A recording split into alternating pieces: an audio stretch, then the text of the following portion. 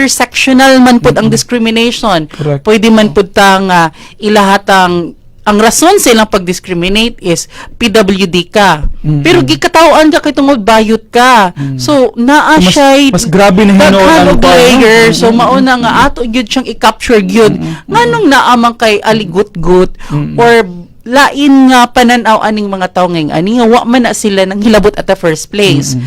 Kultura na nato nga makita gyud na nato no, reality gyud na nga ikagawas pa lang makakita ka sa dan, makita kag lahi ang iyang minik-upan nga feel nimo nga di siya babae, imo na siyang katawan or imo siyang sagitag bayot nga at the first place wa siya nang hilabot.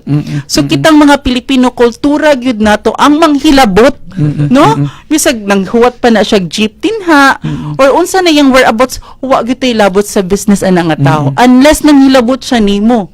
No, so correct. mao na ang atong puntiryahon nga dili ta mo violate sa private space of others, no? So kung unsa na ang iyang decision sa iyang self nga babae ba siya or laki siya, wa na tay labot ana because that's his or her inherent rights, no? Nga maka-decide siya sa iyang self. Okay. So, katon nagsugod na og kainit ang atong discussion, no? Pero ato sana siyang putlon kay ato sang ipasabot sa ato mga suking nga tigpaminaw, no? Og nganong naghisgot ta karon sa ingon ni ini nga klase nga isgutanan diri sa Lamdag ug Paglaom.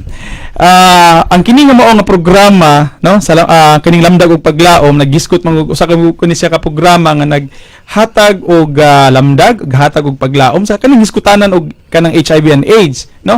Og kining sa mental health. Og nya sa ato ang panaghisgot-hisgot sa HIV and AIDS, dili gid nato malikayan nga mahisgutan gid nato og gani common kasagaran nga mga sayop nga mga pangunahuna kung maghisgot kag HIV and AIDS. Kasagaran nga sayop nga mga pangunahuna, kini nga sakit ni sa mga bayot, no? Sakit ni sa mga nakipagkighilawas o kaparihan nila og sex, no? Kanang lalaki og ngadto sa lalaki. So karon ato ni siyang tagaan og pagtagad. Og gani series ni siya nga discussion karon atong gi-invite ang kining mga batid nato og mga hanas na kaayo sa isgutanan nga Soji.